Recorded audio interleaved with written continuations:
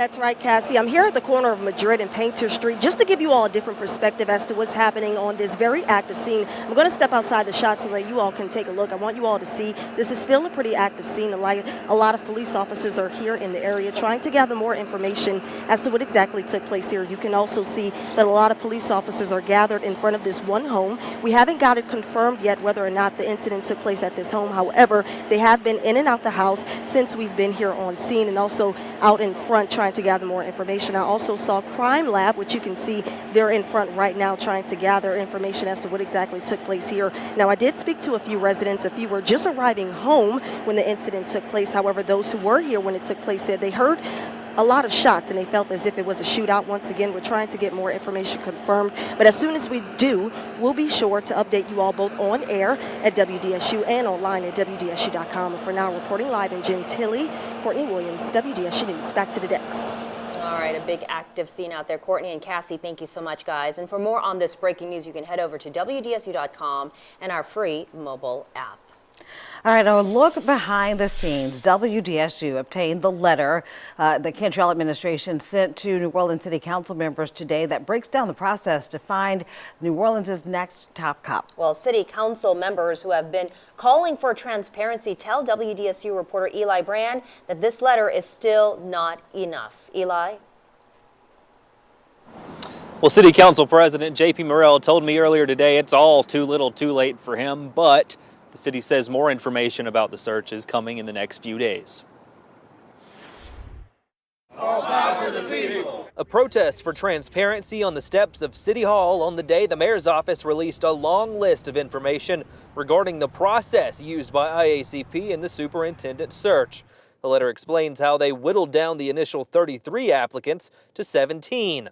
The letter says the IACP looked into each candidate's experience as a chief or commander, their patterns of employment, including job changes and gaps between jobs, and experience in a department similar to NOPD, among other things. After that process, each of the remaining 17 candidates was interviewed, then scored, before the 6 semifinalists we have now were recommended. Scores of those candidates were not released. Too little, too late. A sentiment from the protesters shared by City Council President J.P. Morrell, who says the information is nowhere near enough, and the whole process has left him with more questions. As far as I'm concerned, because we have not been given transparent data timely, I'm going into confirmation as the chair of governmental affairs as if there was no search process. Because there's been so little communication, the data has been dripped to the public. The letter also details how the assessment process for the 6 semifinalists was handled last week in front of an external panel of city business, religious, and political leaders and an internal panel of mayoral appointments. Candidates took a written exercise, did an interview, gave a presentation, and participated in a role-play exercise in which their leadership skills were tested. We know both panels have scored the candidates and made their recommendations.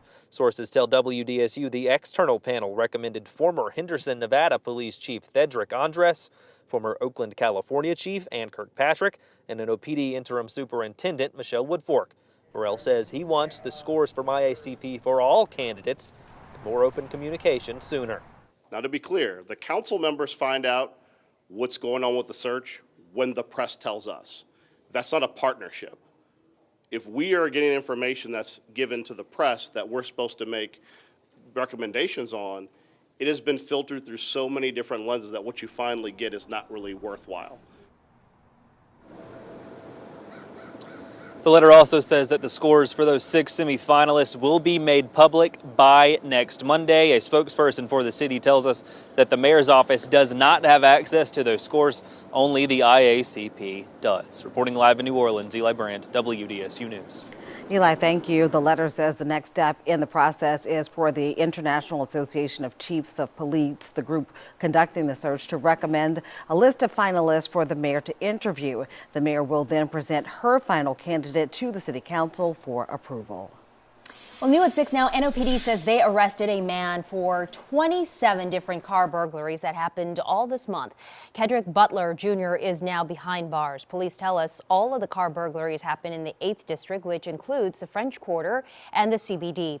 Investigators say during one of the burglaries, Butler assaulted 2 victims with a gun. Detectives say they tracked Butler to a house in New Orleans East on Wednesday, and when they arrested him, police found 6 guns that were reported stolen during recent car burglaries. According to investigators, Butler is facing multiple charges. NOPD says that they have arrested a man in connection with 3 business burglaries in New Orleans East over the weekend. Tyler Finney is facing multiple charges tonight after police say he burglarized several businesses on Bullard Avenue last Saturday. Finney was arrested by the Jefferson Parish Sheriff's Office after police say he ran away from the scene of a business burglary in that parish. He was taken to jail and booked with multiple burglaries in both Orleans and Jefferson parishes.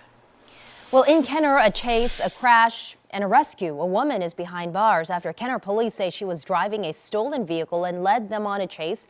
Her passenger who got away is still on the run tonight. WDSU reporter Ariel Brumfield is live in Kenner where the crash ended. The chase ended in a crash. Ariel, what can you tell us? Well, Kenner police tell me that Sarah Anderson was the woman that was behind the wheel, and I talked to the chief of police earlier today. He tells me that she has an extensive criminal history with prior felonies as well as charges between New Orleans and Jefferson Parish.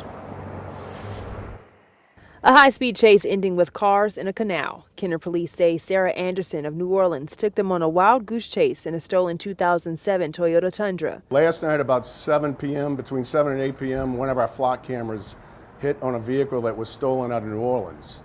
As officers got into the area, they located the vehicle in a 2100 block of Airline Highway. Chief Keith Conley says as officers pulled up to make an arrest on Airline and Williams, a male passenger got out and ran while Anderson sped off heading toward New Orleans. She took off, the vehicles pursued her, followed behind her.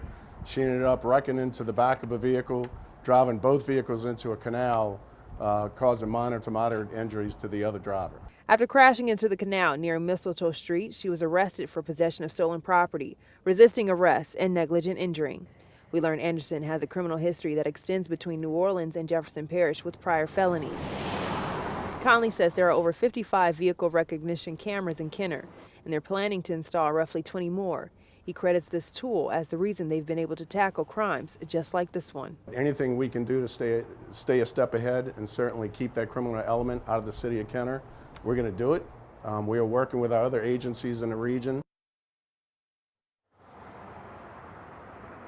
And Chief Conley says they are planning to arrest that passenger who got out and ran. They say they have some leads on who that person is. Reporting from Jefferson Parish, I'm Ariel Brumfield, WDSU News.